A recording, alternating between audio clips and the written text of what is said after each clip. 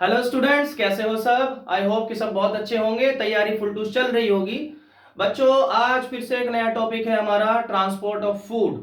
ये है transport in plants का पार्ट नंबर 2। इससे पहले हमने किया था ट्रांसपोर्ट ऑफ वाटर और आज हम करेंगे ट्रांसपोर्ट ऑफ फूड। भाई, जैसे हमें पानी की और खाने की दोनों की जरूरत पड़ती है, उस तरह से प्लांट्स को भी जरूरत पड़ती है, because plants are also the living organisms. ठीक है। तो अब फूड कहाँ बनता है प्लांट्स में? लीव्स के अंदर बनता है। फोटोसिंथेसिस तो लीव्स में ही होगा ना। अब बाकी बेचारों उनका जो हमारे ब्रांचेस हैं, जो स्टेम्स हैं, जो रूट्स हैं, जो फ्रूट्स हैं और जो छोटी छोटी चीजें हैं प्लांट्स की, उनका क्या होगा? उनको फूड कहाँ से मिलेगा? अब उसमें भी तो एक मैकेनिज्म होना चाहिए ना। तो प्लांट के अंदर जो मैकेनिज्म है फूड को ट्रांसपोर्ट करने के लिए, तो उस मैकेनिज्म का सबसे इंपॉर्टेंट पार्ट होता है फ्लोएम।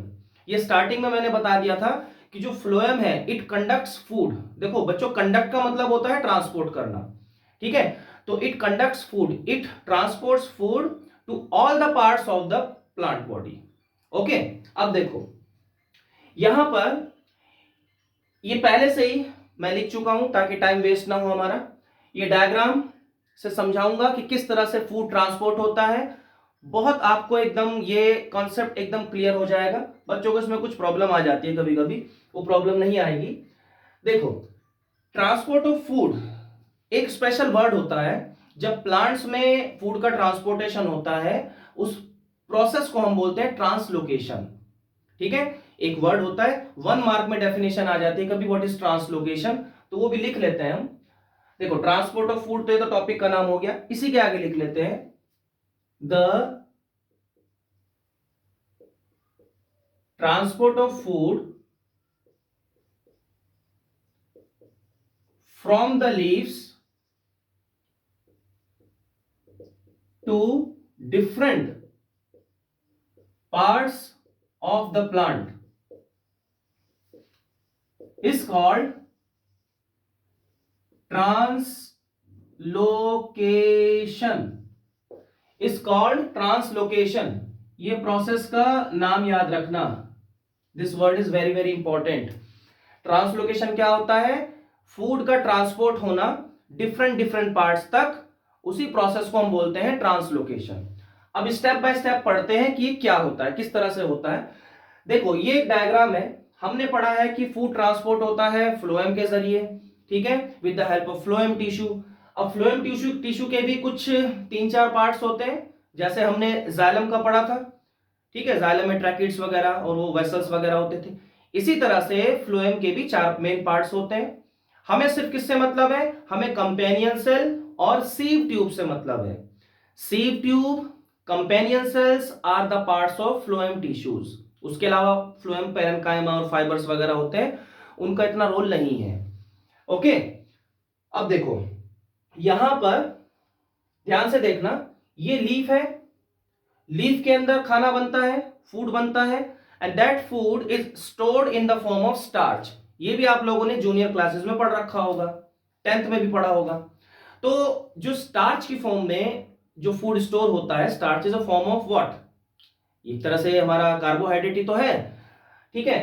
तो हमारे जो लीफ है प्लांट्स की, वहां पर जो फूड स्टोर होगा that is in the form of starch and sucrose. Sucrose भी एक तरह का क्या है? कार्बोहाइड्रेट है, शुगर वगैरह है। तो अब यहां पर जो खाना बना है, वो खाना लीफ से एंटर होगा सीव ट्यूब के अंदर। अब जिस तरह से हमारा जाइलम पूरा नेटवर्क फॉर्म में फैला होता है, उसी तरह से साइड बाय साइड, साथ साथ फ्लोएम भी चलता है। पूरे जो प्लांट बॉडी है, पूरी प्लांट बॉडी में वो नेटवर्क की तरह फैला रहेगा। अब एक स्पेशलिटी है इसकी, फ्लोएम टिश्यू जो है कंडक्ट्स फूड या transports food in both direction. वो ऊपर भी लेकर जाता है और नीचे भी लेकर जाता है, क्योंकि फूड तो रूट्स को भी चाहिए ना, तो फिर नीचे ले जाना पड़ेगा फूड को, अदरवाइज गड़बड़ हो जाएगी। लेकिन जाइलम में हमने पढ़ा था, xylem takes water only vertically upwards, unidirectional, ऊपर की तरफ जाएगा। लेकिन फ्लोएम में पानी, सॉरी, जो खाना है, जो फूड है, वो हर जगह जाएगा, साइडवेज भी जाएगा, ऊपर भी जाएगा और नीचे भी जाएगा। तो ये बाई डायरेक्शनल होता है, ठीक है। फ्लोएम टिश्यू जो कंडक्ट करता है दैट इज बाई डायरेक्शनल। यहां पर लीफ में जो खाना बना, ये जो पार्ट मैंने बनाया है this is the sieve tube, ये मैंने लिखा है यहां पर, this is the sieve tube. ये जो पार्ट है ये एक सीव ट्यूब है, ठीक है। फ्लोएम के अंदर एक ट्यूब लाइक स्ट्रक्चर होता है, उसको सीव ट्यूब बोलते हैं। सीव ट्यूब में से ही फूड ट्रांसपोर्ट होता है, उसी में से खाना निकल के दूसरे पार्ट्स तक पहुंचता है। देखो अब सीव ट्यूब के ये बगल में छोटे छोटे सेल्स होते हैं which are called companion cells. ये भी मैंने लिखा है, ये कंपेनियन सेल है, ठीक है। ये भी कंपेनियन सेल है। कंपेनियन सेल, कंपेनियन का मतलब क्या है? साथी, दोस्त। तो ये क्या करते हैं? ये हेल्प करते हैं, ये इसके साथी हैं। किसके? सीव ट्यूब्स के। तो कंपेनियन सेल्स क्या काम करेंगे? हेल्प करेंगे फूड को एंटर कराने में, फूड को ट्रांसपोर्ट कराने में। देखो कैसे हेल्प करते हैं। ये खाना बना लीफ के अंदर, अब लीफ में से खाना जाएगा कंपेनियन सेल के अंदर पहले, ठीक है।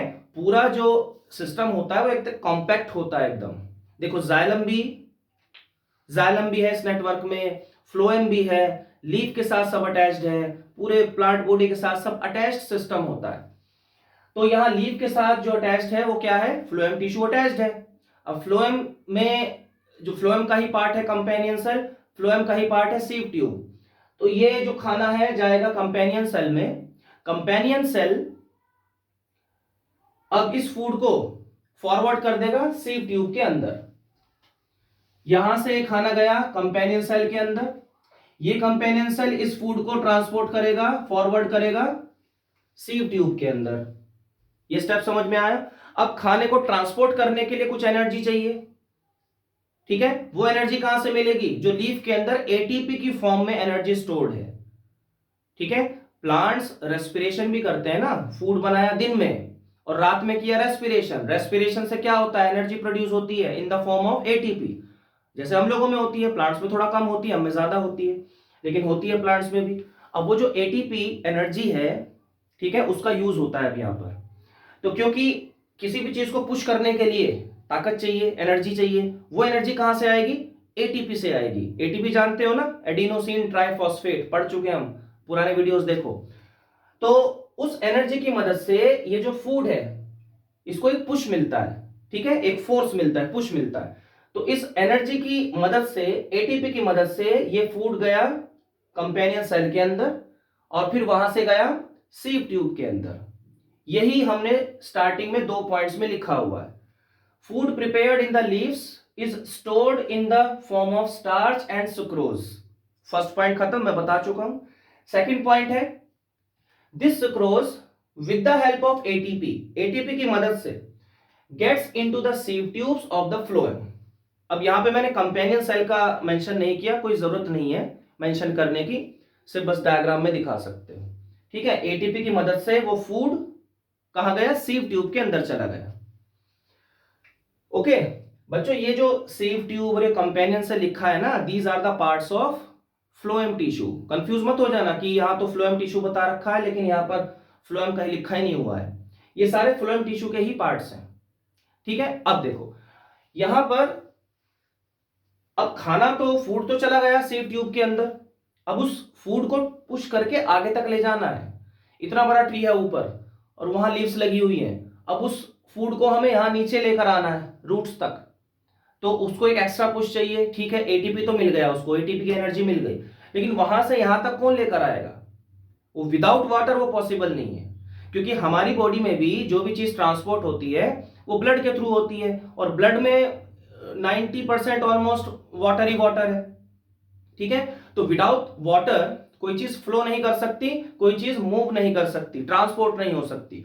उसी तरह से प्लांट्स में भी जो वाटर है वो फूड को भी पुश करने में हेल्प करता है, ठीक है। अब यहां पर क्या होगा? जैसे ये फूड आया सीव ट्यूब के अंदर, इसके बगल में ही अटैच्ड है जाइलम टिश्यू, जो हम पढ़ चुके हैं जाइलम टिश्यू में पानी ही पानी होता है।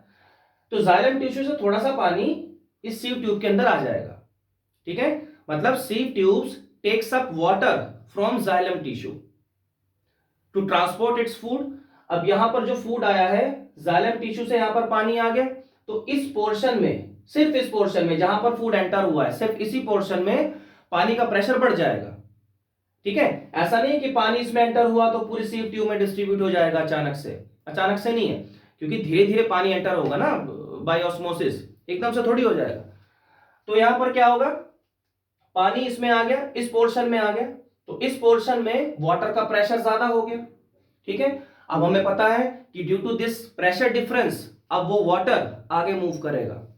यहां पर फूड पहले ही था अवेलेबल, वाटर भी आ गया, तो फूड वाटर में मिक्स हो गया एक तरह से, तो with that water food moves forward. अब देखो कहां फॉरवर्ड, मतलब कहां पर, जहां पर प्रेशर कम है, यहां पर पानी ज्यादा है, यहां पर पानी कम है, तो ये कहां मूव करेगा, यहां से यहां मूव करेगा।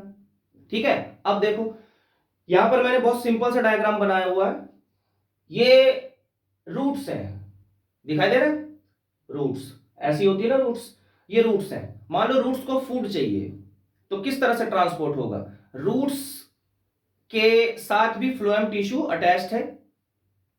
अब ये कंपेनियन सेल भी फ्लोएम टिश्यू का ही पार्ट है। अब क्या होगा, यहां से फूड एंटर हुआ, ऑस्मोटिक प्रेशर क्रिएट हुआ, प्रेशर डिफरेंस क्रिएट हुआ, वो फूड नीचे आया, यहां पर फूड पहुंच गया। अब ये फूड जैसे यहां पहुंचा, ये पहुंच गया, ये एंटर हुआ कंपेनियन सेल में, कंपेनियन सेल में एंटर हुआ। अब कंपेनियन सेल से ये फूड जाएगा रूट्स के अंदर, क्योंकि कंपेनियन सेल रूट से जुड़ा हुआ है, अटैच्ड है। तो यहां पर देखो क्या हुआ, कंपेनियन सेल एक तरह से हेल्प ही तो कर रहे हैं ना, फूड को यहां से लिया और सीव ट्यूब को दिया, फिर सीव ट्यूब से लिया वापस फूड और रूट्स को दे दिया। इसी तरह से प्लांट के हर एक पार्ट में ये फूड पहुंच जाता है। यहां पर क्या हुआ, रूट्स में पहुंच गया, फिर कहीं फ्रूट्स में पहुंच जाएगा, किसी स्टेम में, किसी ब्रांच में, ऐसे पहुंच जाएगा। ठीक है, अब देखो इतना डायग्राम है जो तुम लोगों को बनाना है। ये पूरा डायग्राम किसका है, फ्लोएम टिश्यू का है। Xylem tissue is not a part of phloem tissue but it helps to give the water, वो भी जरूरी है। तो यहां पर वाटर के साथ फूड इस तरह से फ्लो करते करते हर एक बॉडी पार्ट में पहुंच जाएगा, जो प्लांट बॉडी है। अब वही चीज यहां पर लिखी हुई है, some water from the xylem enters into the phloem which creates pressure difference, pressure difference बन गया between 2 points in the plant. Now this food moves towards the low pressure, low pressure की तरफ ये फूड जाएगा, and distributed to different parts of the plant, जितने भी parts हैं plant के सब में डिस्ट्रीब्यूट हो जाएगा। तो this is how the food is distributed to the plant body. तो ये है हमारा ट्रांसपोर्ट इन प्लांट्स का पोर्शन खत्म हो गया, वाटर का भी हो गया और फूड का भी हो गया। तो यहां पर हमारा जो सर्कुलेटरी सिस्टम है ह्यूमन बींग्स का, और जो सर्कुलेटरी सिस्टम या बोलेंगे ट्रांसपोर्ट सिस्टम इन प्लांट्स, पूरा कंप्लीट होता है। नेक्स्ट वीडियो में हम पढ़ेंगे last topic of this chapter, excretion in human beings and plants, या excretory system in human beings in plants. तब तक के लिए पढ़ते रहिए, थैंक यू।